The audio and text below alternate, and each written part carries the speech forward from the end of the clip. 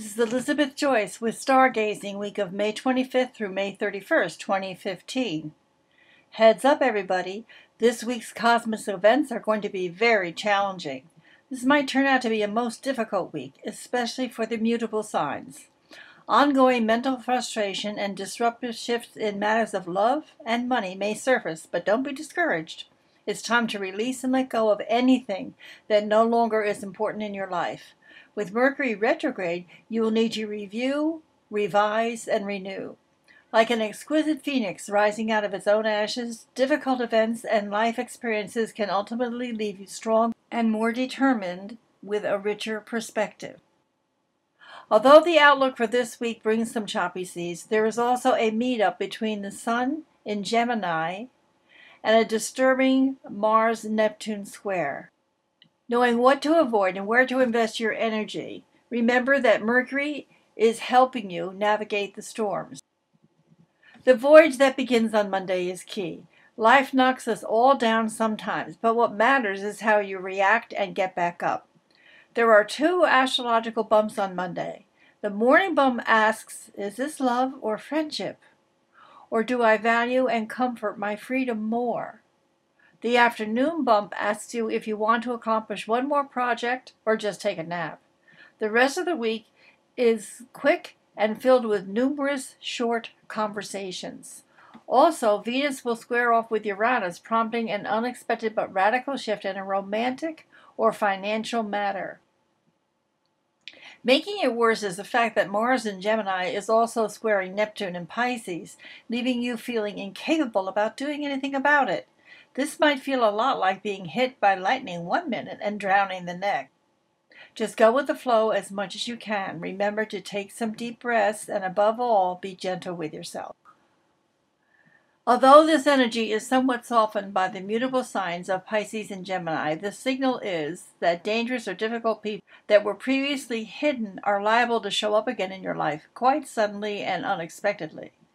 Closing your eyes to these problems will not only lower your energy and self-confidence, but will also have a negative effect on your ability to act and respond. The best energy is to weed out any feelings of superiority, illusions, and unrealistic expectations. Just be truthful with yourself as well as compassionate with others. A new field of interest is likely to require much of your concentration for the next several days. You may need quite a bit of extra sleep this week in order to tap into your creativity and dreams. You could be studying a new spiritual discipline or perhaps an intellectual problem such as the workings of the universe, or both. Your mind is especially sharp right now, and this is a good time to begin a new course of study. The only caution is to take occasional breaks so as to avoid a sore back, stiffness, and eye strain. A coded message from your unconscious dreams can contain some valuable information to help you solve that which you cannot figure out in your waking state because of the ongoing stress. Social conversations and interactions that require diplomacy are strong on Wednesday. Mercury will conjunct Mars, and on Friday will square Neptune. You need to be careful about safety in the home as well as in your car and conveyances during this time. That includes taxicabs and elevators. Extended family-related issues can also crop up, so be careful on that account. Competition could rise against you. Be very careful. There are possibilities of a purchase or a sale of property, or perhaps a move. Then on Saturday, May 30th, the Sun will conjunct Mercury. This could be an opportunity to review important communication matters that you were confused about a couple of weeks ago. You can make things right, but first you'll have to deal with accompanying mental frustrations. This double shot of energy from the sign of the twins is highly objective energy that can help you find your way out of any Neptunian fog. Don't initiate any new communication-related endeavors this week. Instead, make sure your focus is tying up loose ends from the existing one. Saturday, May 30th also marks the halfway point in the Mercury retrograde cycle. In the coming weeks, you will need to change your focus towards future projects.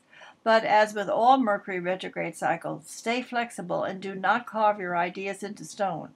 The Scorpio moon on Saturday helps you to focus on projects that require disciplined effort and research. The month ends with your hitting the snooze button if you even set your alarm, on Sunday morning. The Sun squares Neptune to produce mixed and changing motivations in the morning, and it's trouble time again. Although it will blur the line between imaginary and real, this conflict may reveal that things are not as bad or as good as they looked. Your intuition and gut feeling reaction combined with the twins, Gemini, logic, are the tools that you'll need to deal with Neptune's potential trickery, escapism, and or fantasy. Sunday levels out as the day progresses. Again, your vitality won't be as strong as you'd like. The good news is that it's a great aspect for pursuing anything spiritual or imaginative. Better yet, schedule a spa day for yourself and just zone out. Meditate, meditate, meditate. That always helps you solve the problems. Soul-nourishing activities are called for. Honor it and be sure to be good to yourself.